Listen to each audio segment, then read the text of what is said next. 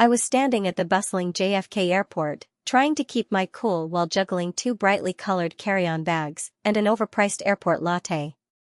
The screen flashed a boarding call for our flight to Paris.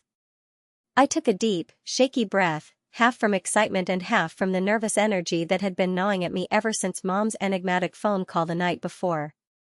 "This trip is going to be life-changing," Mom had said, her voice syrupy sweet, like it usually is when she's about to drop some emotional bombshell. I shrugged it off, more focused on finding my passport buried somewhere in the mess that was my purse. "Oh, darling," Dad's voice boomed over the terminal noise, startling me out of my thoughts. I turned around, forcing a broad smile. There they were, Mom and Dad, holding hands like high school sweethearts, with my sister, Kayla, trailing behind like a reluctant shadow. My pulse quickened as I waved them over, my excitement bubbling through. But, as they approached, a tiny chill crawled up my spine, the kind that raises the fine hairs at the back of your neck, a warning unheeded. Kayla was smiling that smile, one I've seen her use in countless childhood games, the smile of a cat savoring the mouse. Mom leaned toward me, her voice unnecessarily hushed in the cacophony of the airport. "Sweetheart, there's been a slight change in plans." "Oh?" My heart did a little flip of uncertainty. Dad rubbed the back of his neck awkwardly. At another time, I might have found it funny, my father, the Rock, looking like a teenager, caught sneaking out. I lifted my eyebrows, managing a curious tilt of my head despite the sinking pit in my stomach. "You see, Kayla, well, she's been having a rough patch. You know how it is with the job market and all," Mom began, her eyes misting over, a seasoned actress at work, readying for the curtain call. "We just thought she needed this vacation more," Kayla interjected, cutting to the chase with all the subtlety of a wrecking ball. That's when the mental slideshow began. My imagination painted vivid pictures of picnics by the Seine, strolls along cobblestone streets, and dinner dates at sidewalk cafes. Each scene abruptly switched to Kayla's entitled face, acting like she was on The Bachelor, Europe edition. My laughter came out strangled, emotions choking it halfway. "Are you serious?" I asked, disbelief masking the hurt. Their silence was answer enough. I closed my eyes for a beat, clamping down on the snarky comments bubbling to the surface. Mom patted my shoulder, a gentle nudge intended to soothe. Instead, it felt dismissive. "Oh, sweetheart, it's just, she's had it really tough, and I haven't?" I interrupted, that sharp edge of sarcasm biting hard. Silence. My teeth clenched until my jaw ached, every muscle wound tighter than the airport's proximity wire fencing. I took a step back, watching as the distance between us grew, both physically and emotionally. "You'll understand when you're older," Mom insisted with a knowing smile that had the opposite effect. I turned my back, before they could see the storm of emotions threatening to break free, to ruin the carefully constructed airport calm. My throat burned with swallowed protests. I stood firm as they turned away, boarding passes in hand, Kayla's confident stride leading the way. I wasn't going to beg for a seat on the trip I had planned down to the last detail with them in mind. It seemed all too easy for them to forget my labor and love poured into this dream vacation. Only hours later, when my resolve hardened into something akin to stone, did the plan form. They might have replaced me, but they'd soon learn the cost of underestimating me. They had no idea about the little surprises lying in wait, my own brand of poetic justice. The tables were about to turn. As their plane took off, my head was spinning faster than the baggage carousel below. I paced the terminal, clutching the cold handle of my suitcase, which felt conspicuously weighty now that I wasn't going anywhere. The disparity between my excitement just an hour ago and the present hollow sensation in my chest was starkly jarring. The nerve of them. And the galling entitlement of Kayla, fresh from her 6th unsuccessful job interview in 2 months. I grit my teeth, realizing I needed both a plan and a good distraction to keep from boiling over. After the first few cursory phone calls to the tour companies, I confirmed what I needed. A few well-placed adjustments that I had arranged long before the idea of betrayal had set sail. Oh, the sweet satisfaction that bubbled under the surface was almost tangible. In planning this familial getaway, I had gone through Herculean efforts with the travel agents, stringing together events sprinkled with my family's favorite activities. And within those arrangements lay a few flexible webbed options I had arranged for, just in case something unexpectedly wonderful popped up. Who knew I'd use it against my own family? Quickly shifting gears, I called one of the highest-rated carpenters in the city, an artisan of sorts, who appreciated the beauty of hand-carved disappointments. After an enthusiastic chat, he was more than happy to forget the catamaran trip we'd booked for this little family jaunt, a 3-day affair promising sunset sails and island hopping. Unbeknownst to Kayla, Mom, and Dad, they'd find themselves stranded at a dock with no more than the picturesque sea for company. I grinned at the thought of them wondering where it all went wrong. Next stop, Paris. Their private Louvre tour? Postponed indefinitely. Perhaps unconfirmed additional charges would suddenly appear, preventing entry, with a sullen shrug from museum staff. I almost giggled at the thought of a baffled Kayla, fumbling with untranslated French receipts and indifference from a manager who plays by a script I sneakily crafted with the agency. Watching from an ocean away, I could almost taste their disappointment. Once my hand was dealt, I settled my weary bones into an airport lounge, sipping a complimentary cheap white wine, savoring each petty, delicious swallow.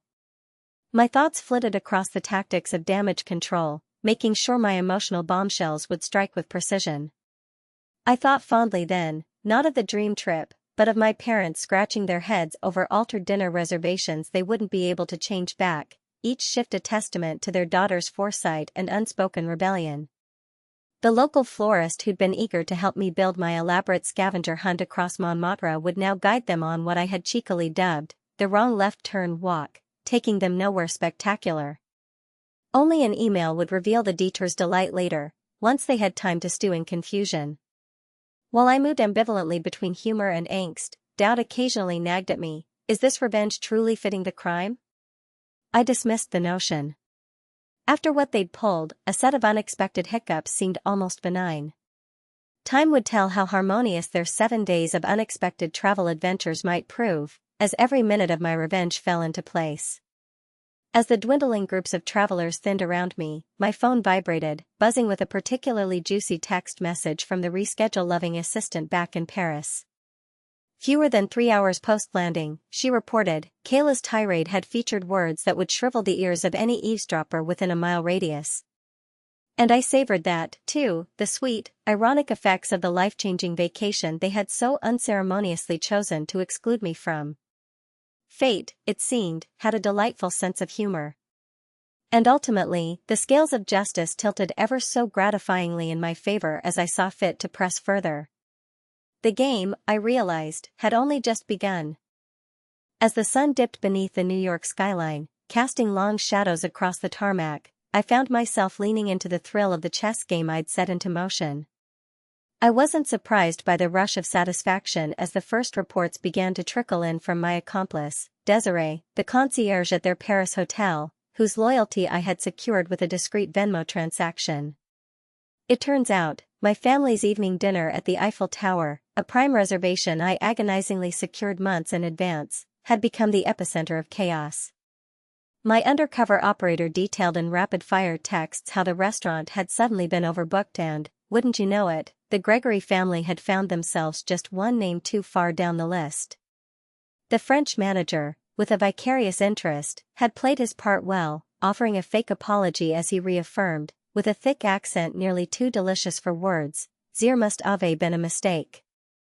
I could almost picture Kayla's expression, the seething frustration masking her doll-like features, while Mom's mouth surely formed a well-practiced, silently aghast "oh my god."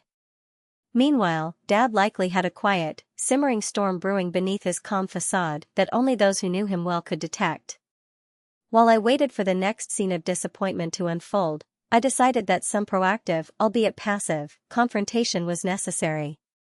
I crafted a group message to our family chat with a blithe formality I knew would grate on their nervy edges. Hope you're enjoying the trip. Remember, life's an adventure, and sometimes it takes us down unprecedented paths. Every bump is a new story. I signed off with a winking emoji that provided the digital equivalent of a nonchalant shrug. No reply, but I saw Dad had read it. His icon hovered and disappeared like a specter of his usual tight-lipped reticence. With night settling as an monotonous quilt over the city, I reveled in their underestimation. Not all was disarray. I'd courtesy of my Machiavellian planning seen to it that their basic accommodations remained untouched. After all, a ruckus without rest is a riot, not a revelation, and strategy demanded longevity above immediacy. Desiree, ever dutiful, relayed the next act about to unfold. A small note, slipped meticulously onto their breakfast tray, directing them to a nearby perfumery tour, allegedly boasting of some storied, ancestral techniques and scandalous history, that turned out to be an ostentatious walk. Unbeknownst to them, this detour preyed upon local, satirical urban legend, chasing eau de ghost. Fittingly, it led nowhere of significance, reminiscent of smoke trails, apt for mellowing fiery tempers by evaporating their anticipations. Even as giggles escaped involuntarily from my lips at their latest escapade, my thoughts, tethered only by thin threads from abandoning all restraint, dared to spiral deeper. Vindictive satisfaction waged war with love's familiar pull. Would they see the humor eventually? I convinced myself that they deserved it, albeit voiced with the fervor of a sleepwalker trying to reassure themselves the dream was lucid and penance was a dish best cooked with fierce resolve. But lurking beneath, beyond the logistical tangles entwined into an obstacle course of misleading tourist traps and cultural red tape, lay the abyss I dared not peer into, the very real possibility this chicanery might unravel more than isolated incidents of travel mishaps. Misjudging it may fracture us irreparably wasn't the fear, but the question now was, do I care deeply enough to stop? Just then, as a fate leaned conspiratorially towards me, aligning for another plot elbowed forth by a puppet master's hand, a thought crystallized like a mote of ice. They would come home, there would be an account, and I would have a front row seat to their return. As I turned back toward the dim city beyond, whispered only to the departing aircraft above, I couldn't help but teasingly intone to the dark, let the games continue. A week rolled on with the methodical precision of clockwork rehearsing a grand finale. Every day brought fresh updates from Paris, each recounting new trials that had beset my family. With covert precision, I further orchestrated a series of slight, yet impactful deceptions. It was akin to setting dominoes, each a small nudge towards cumulative awareness of their folly. A pitch-perfect reply from the Opera House's ticket office, asserting their strict black-tie policy, left Mom scandalized. She had packed light, leaning heavy on casual evening wear, much unlike her sophisticated alter ego. An email met her inbox the next day, encouraging postponement for alternative attire, emphasized with a charming apology in scripted cursive, another invisible tether cut with deft hands. They missed that evening show, instead wandering aimlessly through a cityscape that promised awe but delivered bafflement. The penultimate card I laid down was a hotel incident, one that had its roots in a strategically miscommunicated maintenance emergency. It necessitated a temporary relocation to a less luxurious hotel on the city's outskirts, again courtesy of my enduring ally, Desiree. As Dad texted the brief yet poignant, "Wonders of Paris, not quite as expected," my heart beat with rebellious resolve. This, I concluded, was the crescendo, the advent of realization. On the home front, I meticulously prepared for their return with the zeal of an artist crafting a masterpiece. It was essential they saw the result of their choice in its unpolished, rightful state. My instincts told me, however, to temper anticipation with patience, a strategy more cunning than rash explosions of confrontation. The crescendo approached its zenith when my phone chimed with new messages. Of course, nothing as simple as "we need to talk" magnified their hesitance through misunderstandings, my calculated reticence. But, surprise, surprise, it was Kayla first to break the silence. Her message began with, "We have to chat," ending with, "It's complicated." Ah, little sister's phrases. She seldom dared towards complexity, preferring the familiar grounds of pretended indifference or indulgent apathy. This added an electrifying spark to my scheme, and I savored, inhaled, and preserved each nuance of unfolding drama. Thrumming beneath their travel escapades, I gleaned, was the origin of fragile truths unraveling, slowly dawning on them that life's tit-for-tat narrative unraveled far from chill serenity.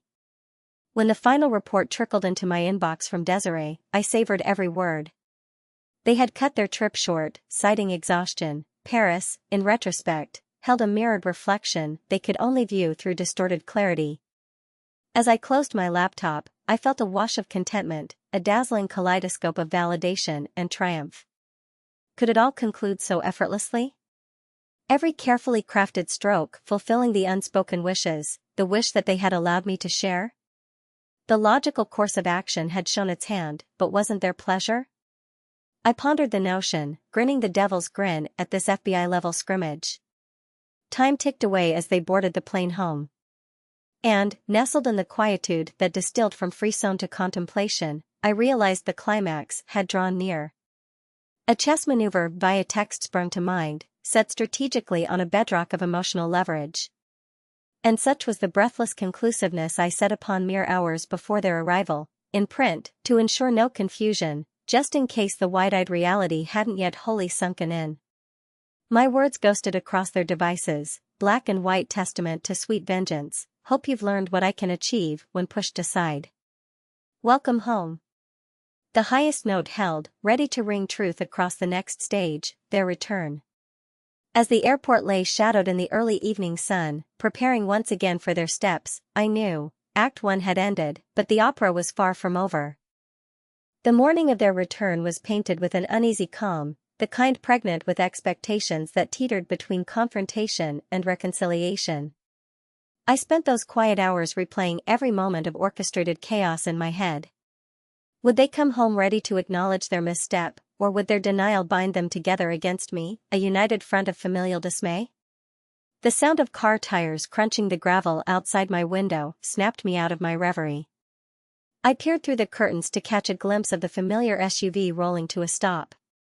From where I stood, I could see the weariness etched into their posture as they disembarked, an ambivalent blend of fatigue, frustration, and reluctant relief to be home. I greeted them at the door with a carefully crafted facade of nonchalance, offering a brief, perfunctory hug before stepping back to gauge the atmosphere. Kayla's eyes were clouded with what I recognized as the reluctant acceptance of a reluctant truth, her earlier bravado visibly tempered by the transformative Paris ordeal. Mom and Dad looked chastened enough, their silence a tacit acknowledgement of the unspoken charges laid against them. Uncomfortable pleasantries were exchanged, the kind family members are obligated to sputter in lieu of deeper lingering questions. We drifted into the living room, neutral ground for the proverbial cards on the table moment. Dad broke the tentative silence, a deep exhale preceding his words, "We've had an eventful trip." Mom chimed in with an attempt at humor, an unconvincing chuckle accompanying, "What an unexpected adventure." I nodded knowingly, choosing to say nothing yet, allowing each pause to underscore the weight of their actions against me. It was Kayla who finally ventured into confessional territory, her voice an odd mixture of defiance and regret. "You planned this, didn't you?" She almost accused, though beneath the inquiry lay a begrudging admiration. Her words hung in the air, an epiphany unwrapped and dissected. The realization of my machinations punctured their perception, and I allowed myself a small, self-satisfied smile, my silence confirming their suspicion. "I had to," I replied eventually, voice steady, surprisingly void of the anger that had defined me days earlier. "Consider it a lesson in the risks of dismissing people." Kayla rolled her eyes, though it lacked malice, her annoyance at least partially softened by understanding. Dad, ever the peacemaker, clasped his hands thoughtfully. "We did overlook your feelings," he admitted, his tone one of reluctant acceptance. Mom, nodding, echoed with a consoling, "We should have thought it through better." Embarrassment tinged their cheeks as they traded guilty glances, the dynamic shifting subtly, settling into a new balance recalibrated by honest confrontation. My heart, softened by their visible contrition, lent itself to the course of reconciliation without the need for further vengeance. As the conversation deepened, I found myself dissecting the trip's intricacies, not as a victor boasting of her conquest, but as a sibling willing to set her grievances aside for the family's enduring bond. I hope it was, at the very least, I concluded, with genuine warmth creeping into my voice, an eye-opening experience. Their nods held promise, a tentative truce, even as we laid the foundations for moving forward. Though forgiveness was not yet on the table, mutual understanding settled in like soothing balm on tender wounds. By nightfall, the tension that had once defined our interactions was diluted by laughter and shared stories, an unspoken resolution weaving its way through dinner offerings and heartfelt reflections. It had become apparent, sometimes, the intricacy of family ties emerges most vividly not in passive acceptance, but through the crucible of conflicts from which we emerge, visible faults the very marks of resilience. In the final analysis, I realized, perhaps more for me than anyone else, this was the catharsis I needed. As the night drew to a close, I embraced them each, lingering just a heartbeat longer, conscious of every word left unspoken, every newfound path leading us beyond singular grievances toward restorative journeys and uncharted tomorrows. As the dust settled, the quiet aftermath of our reconciliation carried the promise of a new beginning. The tensions that had temporarily defined us faded into the soft murmur of shared stories and hopes for future adventures. This wasn't simply a patch-up job, instead, something substantial had shifted, a recalibration of respect and mutual understanding. Days turned into weeks, and I found that life had taken on an unexpectedly quaint rhythm. The vacation debacle wasn't swept under the rug but rather integrated into our family psyche as a lesson in empathy and foresight. Communication, once a series of missed signals, now flowed freely between us. Kayla, perhaps most transformed by the ordeal, approached me one evening while I was nursing a glass of wine and reflecting on the whirlwind of events. "You know," she said, settling onto the couch next to me, "I never thought I'd say this, but that trip taught me more than any self-help book ever could." I chuckled softly, surprised by how quickly sentimentality had replaced sarcasm. "Yeah? And what's the biggest lesson you learned?" I teased, curious about her takeaway from the chaos. Kayla paused, taking a sip from her mug. "That underestimating you is both foolish and entertaining," she said with a grin, relief and mischief dancing in her eyes. Her acknowledgement, seasoned with a dash of admiration, felt like an unanticipated gift. In the aftermath of the tumult, even Mom and Dad seemed rejuvenated, reinvigorated by the experience and determined to mend any remaining fractures. Family gatherings became spaces of shared creativity, each one a testament to the bonds that had been tested and reinforced. Eventually, the silent resolution that seemed to hover above us took root in tangible ways. We hashed out future plans, uniquely ours, with equal input, a collective promise to involve each other in every thread and seam of our shared life journey. No more unilateral decisions. No more second-guessing loyalties. Quietly, the realization settled within me, retribution had exacted a toll, on all sides. Yet in this newfound clarity, I understood better my place within the Gordian knot of kinship. The antidote to past disappointments was not further intricacies of sabotage, but rather untangling emotional knots with measured, honest hands. The soft knock of opportunity led me to embrace a future unburdened by unresolved pasts. The therapeutic balm of familial acceptance healed wounds only betrayal could score. The satisfaction stemming from revenge paled next to the relief of genuine forgiveness, a balm as old as humanity itself and as timeless as the intricate landscape of family dynamics. And so, in this unveiled clarity, I stood not as an isolated sentinel of vengeance, but a participant in something greater, a unified circle capable of painting vibrant stories from fragmented vignettes without disdain. The symphony of family rang true, dissonance yielding to harmony. Epilogue arrived quietly, affirming our resilience as unmistakable hearts beating in synchrony. Victory I tasted, sweet and effervescent, was not in their comeuppance, but in forging pathways to future encounters. The family had found its equilibrium again, enriched, emboldened, and unreservedly renewed. After all, the seeds of transformation are often sown in adversity's shadows, destined to bloom in light's generous expanse. As I stepped into this next chapter, I did so holding hands with my sister, parents, and a history we'd shaped together, each step a testament of shared victories and profound reconnections.